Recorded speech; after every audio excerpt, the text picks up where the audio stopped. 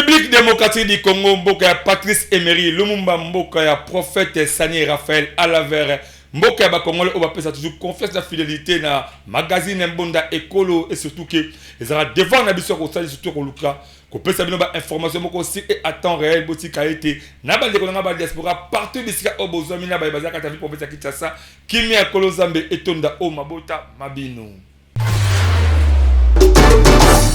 Comme d'habitude, avant de faire la journée, on a dit que nous avons sommaire, grande ligne, composé, Korea, édition Oboebake. Le chef de l'État, Félix Antoine Tshisekedi Tshilombo, à la question opportunité, corridor, il y a le but, et ça, pour la République démocratique du Congo, élément, épidémie, moko, ébimi, la province, ya Kwango, et ça, nous non identifiés, mais ici, ebomi, Batu, Ebele, Pécan, Anbel, Dama, et ça, combien de monastères, les martyrs de la Pentecôte, en la carte République démocratique du Congo, Léopard, Basiliko, Pola, Liboso, équipe, il y a Égypte, na 23 contre 22, on a dit, grande ligne, autre proposé, nous, pour la édition, la biso, Yamokolo, Yalelo. Le chef de l'État Félix Antoine Tshisekedi Tshilombo la rencontre multilatérale pour le corridor il y a le but na Angola mercredi le 4 décembre 2024 naba homologue le Joe Biden akainde vice-président à Tanzanie na Joao Lourenço dossier moko et c'est vraiment ba congolais to ba yango malamu to ba détenu élément au signé Abigail Baindu. Nekola Congo, Botala. Presque 1400 km de longueur et un corridor de l'Obito Oyo. Et ça projet Moko et a mouné Nepo na intégration régionale paix, transformation économique na Afrique. Ba Angers y a projet Oyo ya mouné et qu'on permettre surtout na transport y a ba minéré et coma na destination à Malunga. Yangonde ezala ki na kati ya masolo na l'Obito kuna na Angola. Mokolo ya mercredi le 4 décembre 2024 entre les dirigeants africains na président américain na aéroport ya Katumbela kuna la province ya Benguela ezalaki nde kokita ba chef de pays oyo baza concerné. République démocratique du Congo et ko jouer ba rôle moko ya makasi pe stratégique. Na 8h30 le président de la République Félix Antoine Tshisekedi Tshilombo Ayambamaki, la ministre angolais des relations extérieures, Neko Antonio Tete. Après cérémonie à accueil, le chef de l'État congolais a kotaki na salon d'honneur Kuna, a kutalaki na président Angola Joao Lourenço, les Zambiens Akainde Ishilema, na vice-président tanzanien Philippe Pango. Tomonaki après quelques minutes, arrivé à président américain, Oyo Ezaki Mbala Liboso Ponae, ya kokita awa na Afrique na ba visite ya boye. Ba président nyoso ba kende ki depa na terminal ya po ya Lobito na centre-ville. Joe Biden na ba homologue na africain bazo kiton en quelques minutes ya ko visiter port oyo eza na côte ouest ya Afrique. Basuki saki visite na bango na photo de famille. Ya makasi ezande usine ya transformation alimentaire ya groupe Kariwo. Après ko présenter bango ba matériaux ya construction Joe Biden na Félix Antoine Tshisekedi Tshilombo babendela ki bopazi pe babeta ki masolo oyo ata mutu moko te jusque là ayebi nini basolo la ki po bapesa ki ata compte rendu nango te. Ekoba ezake na table ronde oyo ba dirigeant africain na président américain basolo la ki tour à tour importance ya kokotisa projet corridor oyo ya port ya Lobito. Félix Antoine Tshisekedi Tshilombo la ngambo na ye abetisaki mondake corridor oyo ya Lobito et ko valoriser localement ba cuivre na ba cobalt po na avantage la République démocratique du Congo. Kaka na occasion wana le chef de l'État alobela kipe na likambo ya situation sécuritaire ya partie est ya République démocratique du Congo. Rencontre historique oyo ya Benguela ezape ya suka na Joe Biden po aza déjà na suka ya mandat na ye et continue na histoire ya protocole d'accord ya octobre 2023 entre président États-Unis d'Amérique, Commission européenne, Angola, Zambie, po zela ya train oyo esalema. Yango pe biso, tebetisika kambonda. Toti kaka kuna na Angola devant ba homologue na le chef de l'État Félix Antoine Tshisekedi Tshilombo à la kisike pour la République démocratique du Congo. Corridor ya lobito eza ko présenter opportunité moko stratégique pour na ko valoriser ba ressources naturelles tolanda na micro ba conférence sur bazale pour moi ba détail topé moi extrait ya maloba naé avec impact na idéologie. Le corridor de Lobito est bien plus qu'un axe de transport. C'est une opportunité unique d'intégration régionale, de transformation économique et d'amélioration des conditions de vie de nos concitoyens. Ce réseau ferroviaire reliant les régions minières de la République démocratique du Congo et de la Zambie au port de Lobito est conçu pour transporter jusqu'à 20 millions de tonnes de marchandises par an d'ici 2030. Le corridor de Lobito n'est pas seulement un projet d'infrastructure, c'est aussi un trait d'union entre nos trois pays, la République démocratique du Congo, la Zambie et l'Angola. Il symbolise notre volonté collective à convertir le potentiel de nos pays en une prospérité tangible pour nos populations en favorisant une interdépendance harmonieuse où nos économies pourront s'épanouir mutuellement. Pour la République démocratique du Congo, le corridor de Lobito représente une opportunité stratégique pour valoriser nos ressources naturelles, en particulier le cuivre et le cobalt, qui constituent 70% de la demande mondiale dans le cadre de la transition énergétique. Avec une production combinée de 3 millions de tonnes par an entre la République démocratique du Congo et la Zambie, ce projet permettra de réduire significativement les coûts logistiques tout en augmentant nos recettes d'exportation. C'est donc une opportunité unique d'accéder directement aux marchés mondiaux via le port de Lobito, offrant ainsi une alternative stratégique à nos autres corridors d'exportation. Avec ces 1739 km de voies ferrées reliées aux réseaux routiers et ferroviaires régionaux, il jouera un rôle clé dans l'intégration régionale et continentale. nayebi ke mingi bakotula ba question si corridor ya lobito en tout cas toza cartographie nango oyo mbonda ekolo esaleli bino avec impact na idéologie. Ndeko ya Congo botala corridor oyo ya lobito eza nango nzela moko ya kala depuis époque coloniale ezalaki po na ko permettre évacuation ya ba minéraux ya République démocratique du Congo po ekende na océan Atlantique. Zwa lokola bamboka oyo États-Unis d'Amérique, Union européenne, totanga kaka bango. Baza vraiment intéressé na projet Oyopo, na ba échange commerciaux entre ba pays ya région po, na kosala ba transport, ya ba ressources stratégiques ti kokoma na port ya océan Indien.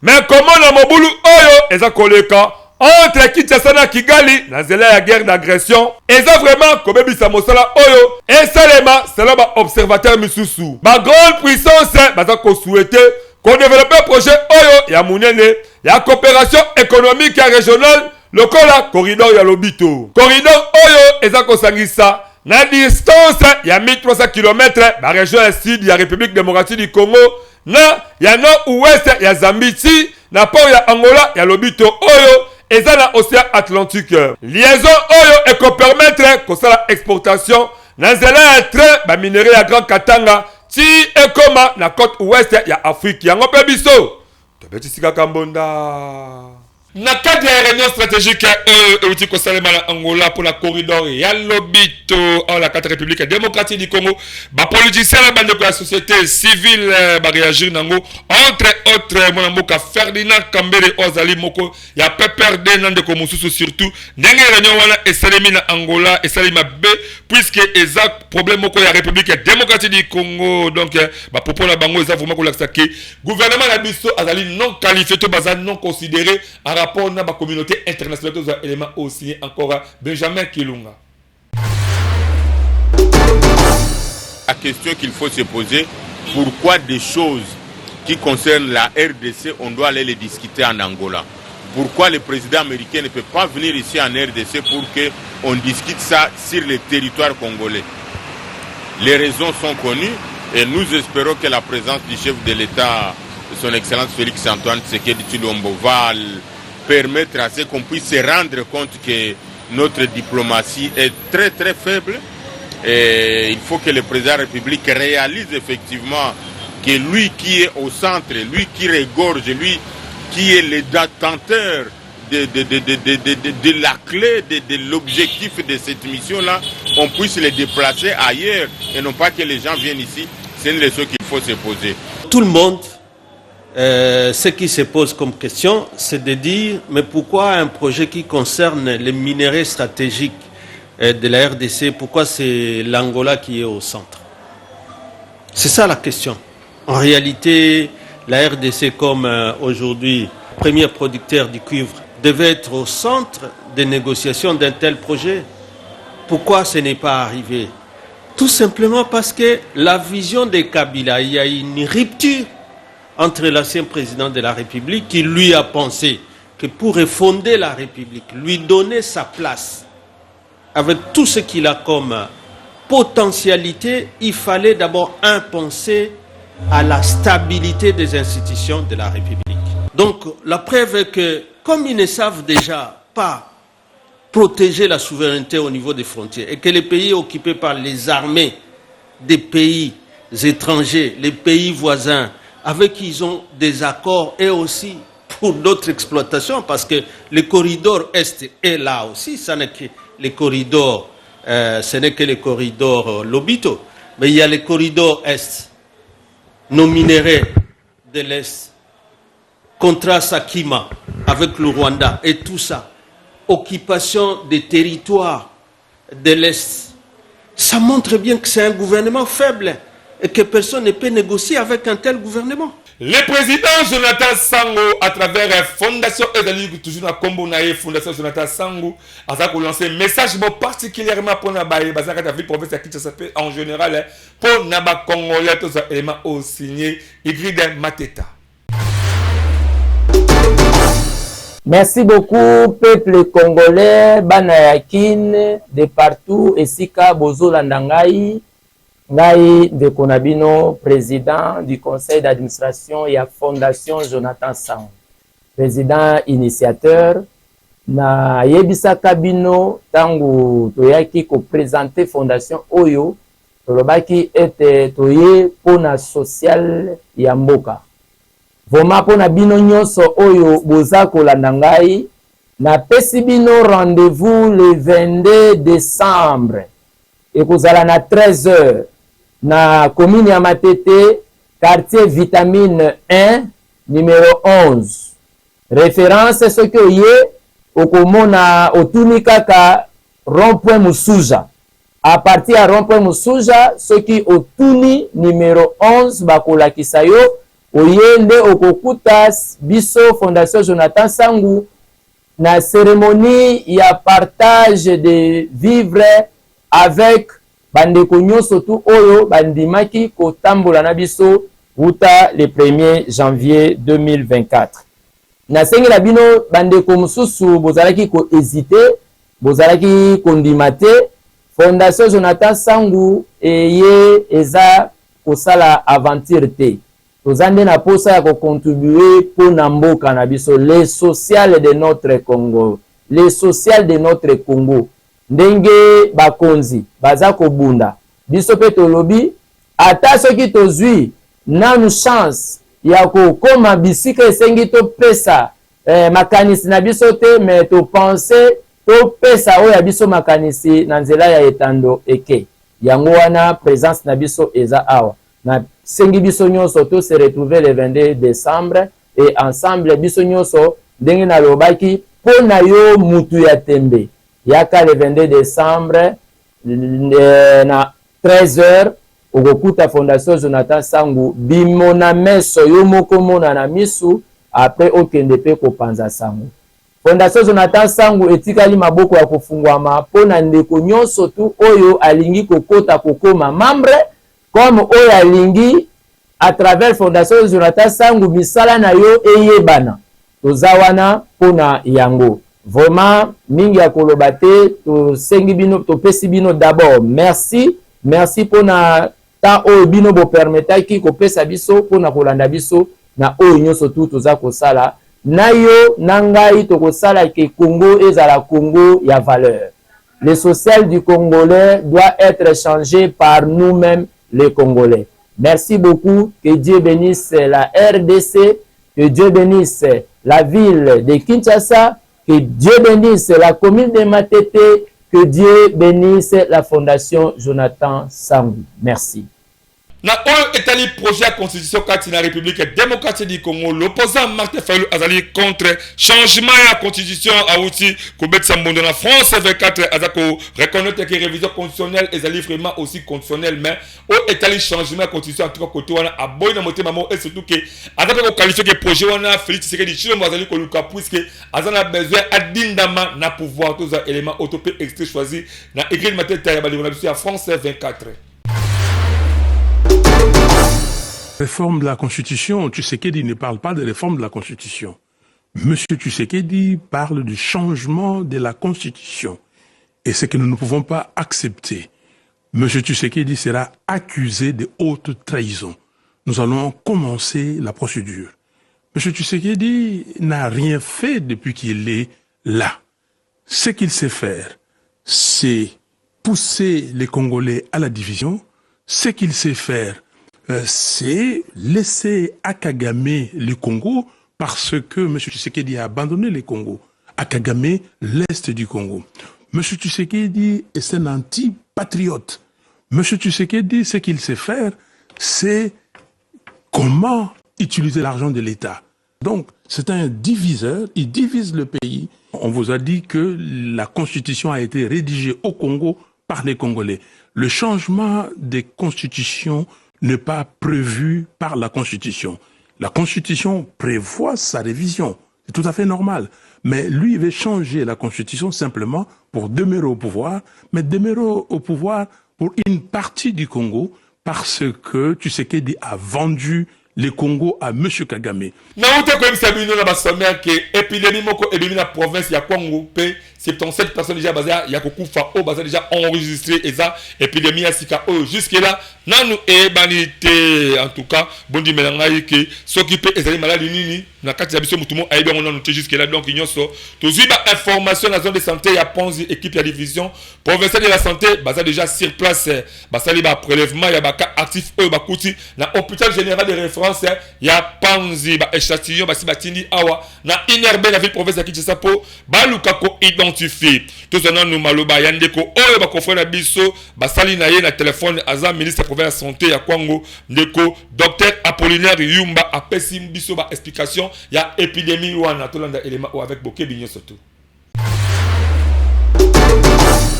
Effectivement, nous sommes dans la province du Kwango, dans la zone de santé de Panzi où il a été signalé 67 décès dus à une maladie non encore identifiée dans 3 aires de santé, notamment l'aire de santé de Tchakala-Panzi, l'aire de santé de Panzi-Makita et l'aire de santé de Kanzangi. Face à cette situation, le gouvernement provincial n'a pas croisé le bras, venait de dépêcher sur les lieux une équipe de techniciens de la division provinciale de la santé du Kwango, composée de médecins épidémiologistes seniors, de biologistes fous, pour nous faire l'état des lieux. Étant arrivés sur les lieux, l'équipe a confirmé les faits. Ils ont trouvé des tombes récentes où on a enterré des cadavres. Ils ont trouvé de cas actifs au niveau des centres de santé et de l'hôpital général de référence de Panzi. Alors, nous sommes au stade de mobiliser les moyens. Nous en appelons à l'intervention du gouvernement central, des partenaires techniques et financiers pour venir en aide à la province du Kwango afin de faire face à cette épidémie. Le technicien qui est arrivé sur les lieux venait de réaliser le prélèvement aux malades actifs, lesquels prélèvements seront envoyés à l'INRB pour le dépistage afin de pouvoir identifier la vraie cause, parce que les malades présentent les symptômes ci-après: le maux de tête, la fièvre, l'asthénie physique la pâleur pour les enfants. Voilà. Oui, mais que nous avons un problème purement spirituel, physique, qui m'a manqué pas le grand chef coutumier Ibrahim Hicham, c'est autrement dit, plan, à cause souvent, nous avons un coco pour ozoa, traitement, tout le lobby, qu'on a dit, moi, ya kimia. Mbote na bino bae bomesana kolanda ngai pe na bae oyo bazwi libaku ya kolanda ngai pona mbala ya sika. Eza ngai le coutumier suprême, le coutumier de la nation, Mala Ibrahim Shams, autrement dit Baplan. Nayo kopesa bino merci bae oyo bapesaka ngai confiance. Pe nayo kolendisa bae oyo nanu bazwi libaku ya kokutana na ngai te to koya koluka ngai te. Na yango nasengi na bino nyonso boza na ba problème o etali ya spiritualité. Boya na bokasite ya bakoko na ngai boko témoigner lolenge kaka baninga mususu bazoye bako témoigner. Alors na bokasi ya bakoko na biso o tobengi na pouvoir ancestral. Nde tozoye bako sungelango lokola ba problème o tobengi retour d'aversion.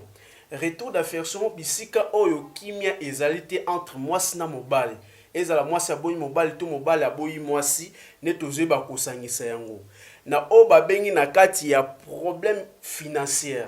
Na kati ya problème financier bay o bazo entreprendre ba entrepreneur ne tozoye bakosunga bango comment est-ce que bay bako avancer na ba faire na bango. Alors tozo pesa pouvoir, il y a domination, il y a réussite, il y a succès. Il y a art nyonso aux la musicien, aux la côté à théâtre, cinéma, aux la joueur, tozo ba kotombola mutu na ndenge oyoye alingeli. Tozali koyamba mikolo nyonso. Pona bino bae bozwi libaku ya kolanda nga ya mbala ya sika. Numéro nanga eza affiché wana. Une fois au contacter nga appel WhatsApp ou normal okoyeba kozwa nga bisika oyo nga nazali. Ozalaka na mwana ekuluna omesana kochaba musique ya tobe makelele ya makasi otobengaka ba nuisance sonore yeba ke surtout ni bakawana nuisance sonore to mona ngo pa ba ndeko bazana ba bar na ba terrasse ba pasteur topé ba ndeko na biso o ba tiaka ba musique ofele na ba carte mémoire topé na ba téléphone boyeba ke na nzela ya mwana mboka constant mutamba justice na biso et si vraiment décision mo ya ko bana ko kanga bana kuluna ko condamner bango na ndenge mo ya makasi pe ba te ba nuisance sonore ba ko futa no ba amende moko ya makasi donc c'est vraiment ko keba pe ko zo vraiment ba précaution ya makato na biso moko na détail maloba au moins mboka constant mutamba auti koloba tokosenga na baimboka nyonso basoutenir opération zéro kuluna oyo to lancer à partir ya lelo. Audience ya monene kosalema na niveau ya Kanluka wapi plus de 300 kuluna bakozala jugé et condamné. Et na week-end oyo bango nyonso bakozala transféré na prison à haute sécurité dans l'intérieur du pays. Chaque semaine, on dit bien chaque semaine, Rosala n'a 3 audiences foraines. Pour que bakulu na nyonso bakoka Rosala na boende to sengi na population et collaborer, population et coopérer. Pour être aussi lisa définitivement phénomène autour au benga kuluna. La deuxième mission ya commission les alliés ya kosilisa makelele na bandako na biso autour au benga ba nuisance sonore moto nyonso oyo tokokanga ye akosalaka ba nuisance sonore akobetaka musique oyo eko déranger voisin. Non seulement bah confisquer biloko na ye ba matériel nyonso mais kozala obligé à kofuta amende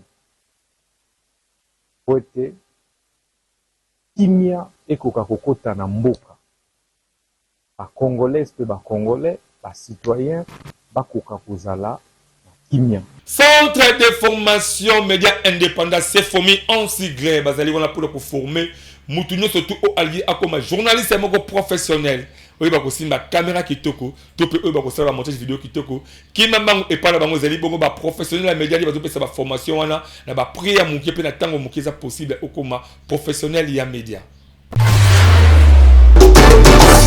Voulez-vous apprendre et devenir journaliste? Les centres de formation médias indépendants procèdent au recrutement des nouveaux candidats pour une nouvelle session. Que vous soyez diplômé d'État, homme de Dieu, docteur ou qui que vous soyez, les centres de formation médias indépendants met à votre disposition les filières ci-après. Les journalistes, la prise de vue, le montage vidéo. N'hésitez pas de nous rejoindre car ici, la formation se donne avec les professionnels des médias.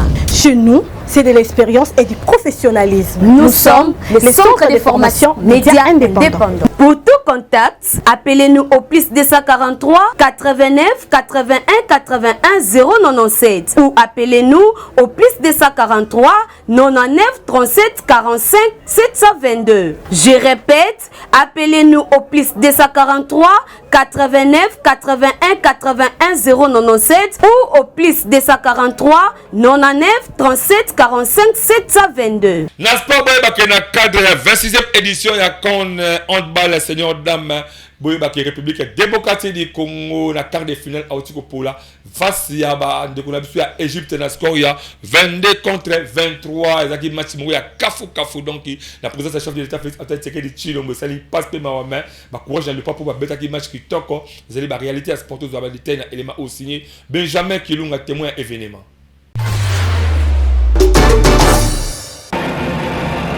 Mwana Congo ndenge kaka boyebike République démocratique du Congo a outi ko organisé 26e édition ya Coupe d'Afrique des Nations ya handball senior dame.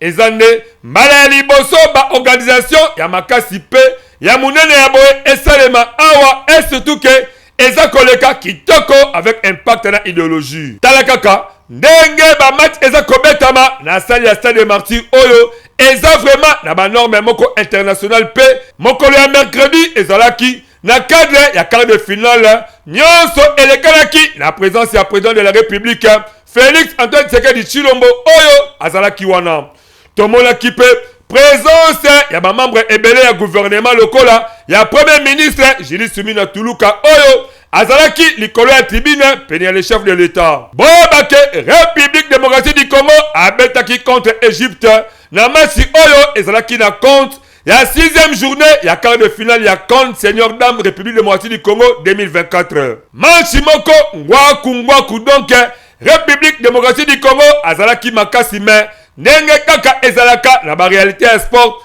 Égypte alongi République démocratique du Congo na score ya 23 contre 22. Lokola pe mokozi ya mboka azalaki wana akitaki na vestiaire po na ko encourager ba équipe nyonso mibale a souhaité ba bon parcours na Égypte po bango balongi pe batikali la compétition a encourager pe ba léopard dame po ba polime ba beti kitoko. Donc esengi na bango kaka ba travailler encore plus. Et la prochaine fois, je suis convaincu que ce soit à l'étranger ou ici, vous ferez mieux. Maintenant, vous devez relativiser ça. Retenir les leçons d'aujourd'hui, des erreurs d'aujourd'hui, pour les corriger demain. Donc il ne faut pas vous laisser abattre. Séchez vos larmes, soyez fiers de vous, levez les fronts et regardez tout ce peuple qui vous a soutenu avec le sentiment d'avoir fait votre devoir. D'accord? Allez, courage. Bravo à vous. Bisombonda Eko.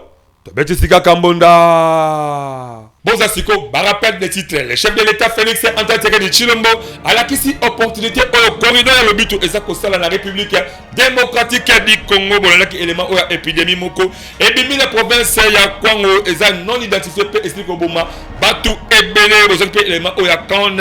On bagdam oza kobetama on a cédé marché de la Pentecôte République démocratique du Congo donc ya ba le papa Tiko Pola face ya Égypte na score ya 23 contre 22 et ça lui passe par ma main. L'essentiel le par bravo na musaki toko oyo bauti kobeta. Merci na confiance de fidélité bozalaki na ngoya olanda biso uta ebadeli kino suka édition mokolelo onga aladewa na uti ko présenter avec impact na idéologie si ma caméra misala kitoko ya mwana mboka Benjamin Kilunga édition et si maman qui est maman Abigail Baindo réalisation na montage à ingénieur Egride Matetem la senga toujours na bino. Bon, continuez pour s'abonner massivement à la chaîne YouTube la Monda Écolo officielle. Bah, spot publicitaire Nabino, bah, activité Nabino, Bobé Gabi sur qui t'a posé ça la bah, reportage purement professionnel, peut écoler car ma chaîne partenaire surtout au monde écolo et ça Moussa avec un partenaire idéologie. Bah, dédicace spéciale de maman Christiane H. Gardeo, après ma dédicace spéciale. La balle de surtout au bazar Mikili, il y a poto au message qu'on a biso en tout cas. Bon, continuez, toujours peut être confiance, peut assister biso, il y a un problème financier, il y a un problème matériel, autre ça, tout travail toujours la bino na esprit moro toujours il y a bon zambé. Merci on est bouclé complètement édition Mokalelo to kutana prochainement la édition sur Asikaso collé sur Azongité. Je vous aime beaucoup plus. Bye yo.